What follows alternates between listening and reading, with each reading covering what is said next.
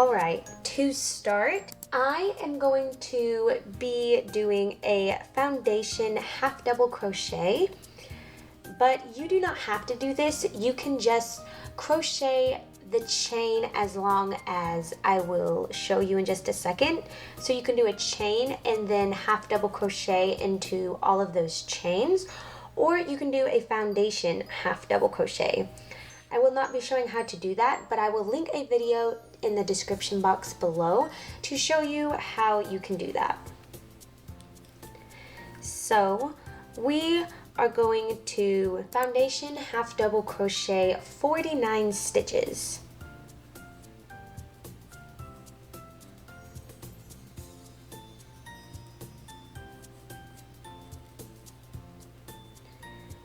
So I will meet you back here when I have all 49 of my half double crochets. After you have all 49 of your half double crochets, you're going to turn your work, chain one, and then just work one half double crochet into each stitch until the end of the round. So by the end of round 2, you should have 49 half double crochets.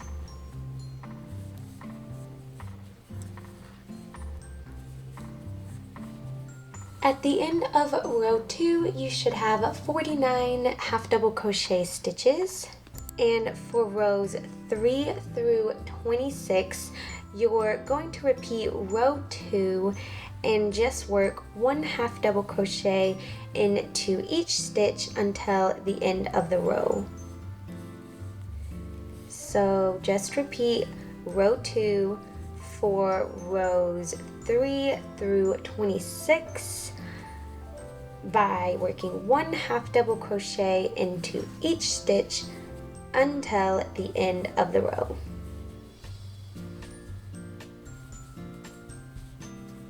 After you have your 26 rows, or however many rows you want for the length of your top, I will insert a clip right here to measure that and where it will generally end up under your armpit.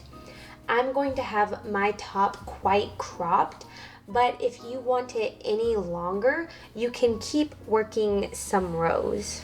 But 26 is perfect for me. So now we are going to start decreasing.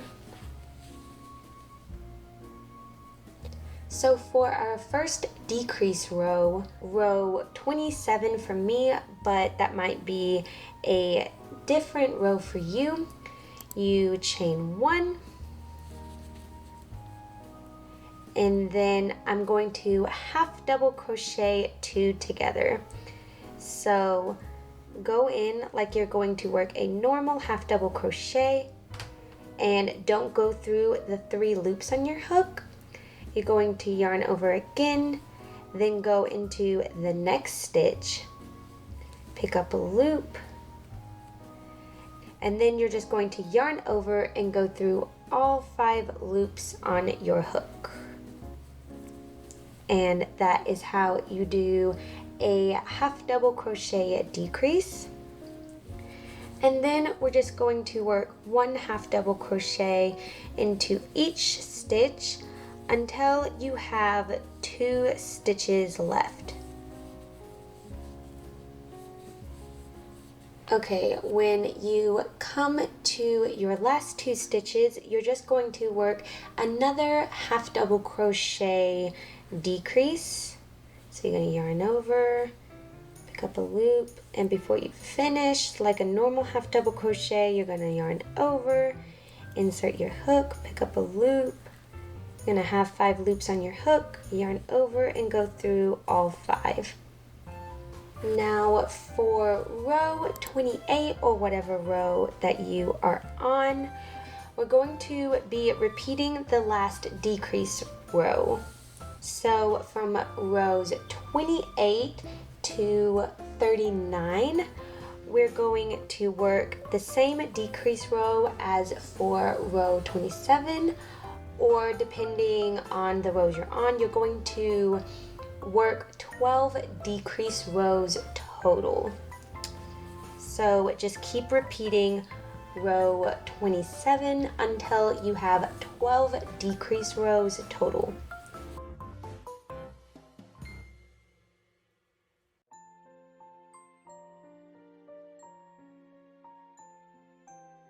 Okay, I have all my decrease rows finished, and for the last row, row 40 for me, I'm just going to work 1 half double crochet into each stitch until the end of the row. So no decreases, no increases, just 1 half double crochet into each stitch.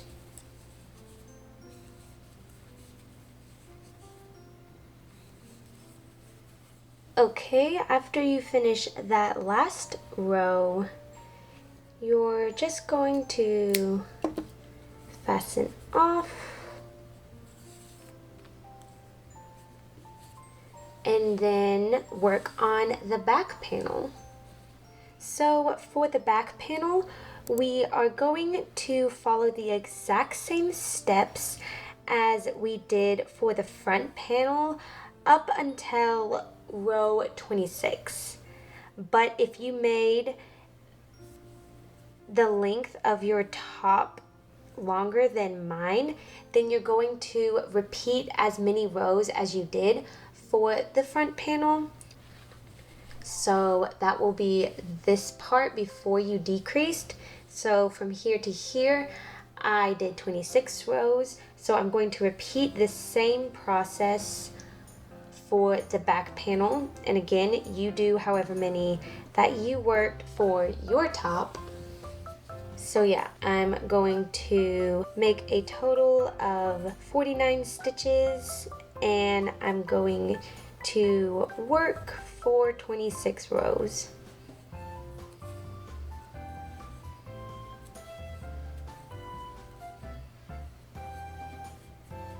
Alright, I have my 26 rows and I went ahead and fastened off. So now we are ready to seam the sides of our top. I'm just going to do a regular whip stitch seam, and I will link a tutorial on how to do that in the description box, but you are welcome to seam it together however you like.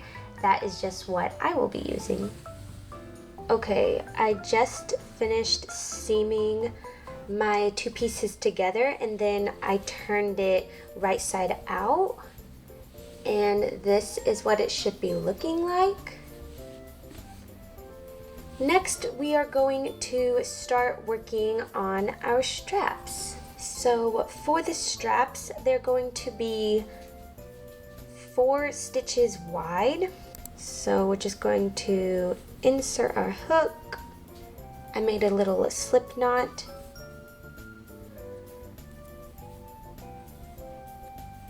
And then we're just going to chain 1.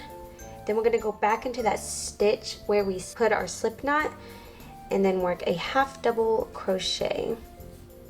So that's our first half double crochet.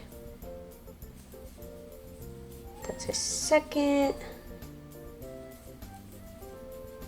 third, and fourth. You can make the straps wider, but this is a good width for me. And then we're just going to continue to work in these 4 stitches until we have 40 rows total. You can do more or less. I will show you what I do to check if the length is good for me, so I'll know for sure whether I need more or less. Roughly just keep continuing this until you have around 40 rows.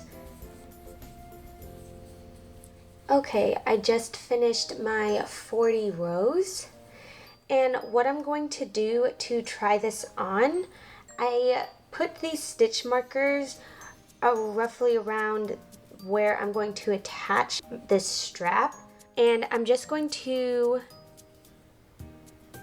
connect these together. You can either do this or use some safety pins, or you can temporarily sew it, and I'm just going to try it on to see if it fits. I already know it will because I've made one before, but if you don't know, you can do this, and then you can try it on to see if you need your strap longer or shorter. This is a good way to test it before you sew it on permanently, but I'm actually just going to sew this together right here using the whip stitch again, and then I'm going to repeat the whole process for this strap. I just finished sewing this strap on, and I'm going to go ahead and show you how I connect the next strap. So again, we're just going to make a slip knot, and then I'm going to start 4 stitches in from the end. So 1, 2, 3, 4, insert my hook, grab the slip knot I made, pull it through, chain 1, and then work 4 half double crochets in the last 4 stitches.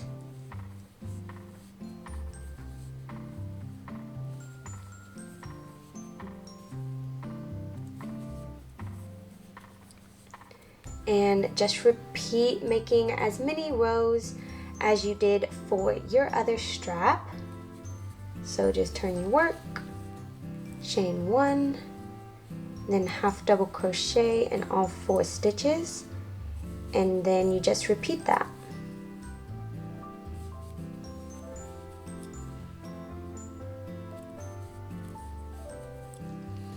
Okay, with our straps secured, we can now work on our scalloped edging. This is optional, you don't have to do it.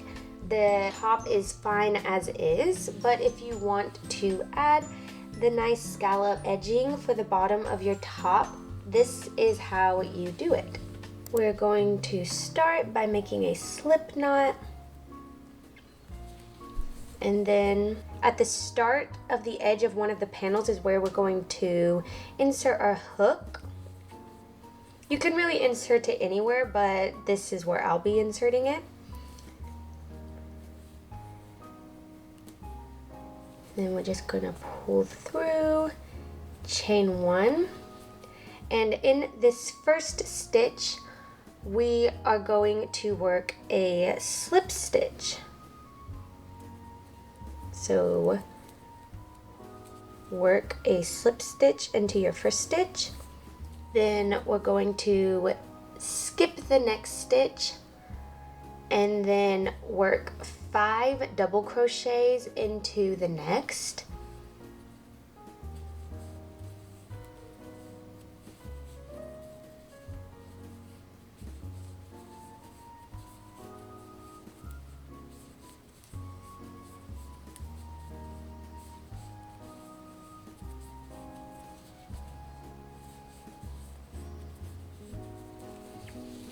And then we're going to skip the next stitch and then slip stitch into the next.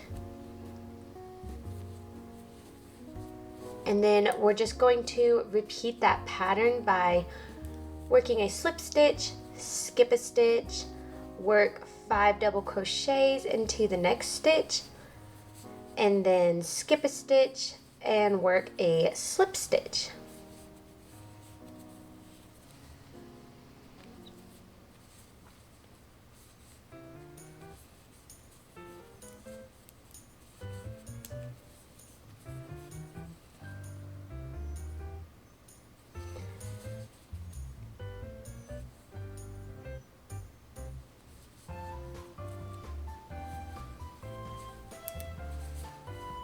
And you're just going to repeat that all the way around. I'll show you one more time.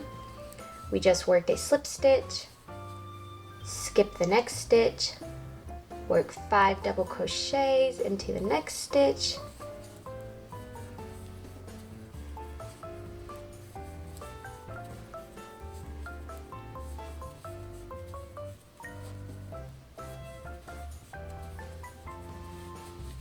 Skip the next stitch and then work a slip stitch into the next. And just repeat that all the way around. Okay, I'm going to work my last scallop. So here I just worked a slip stitch, skip a stitch, work 5 double crochets,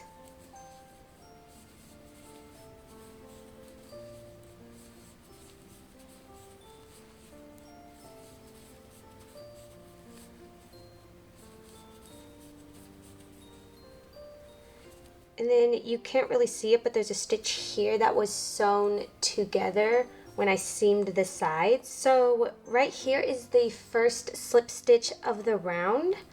I'm just going to slip stitch into where I created that first slip stitch.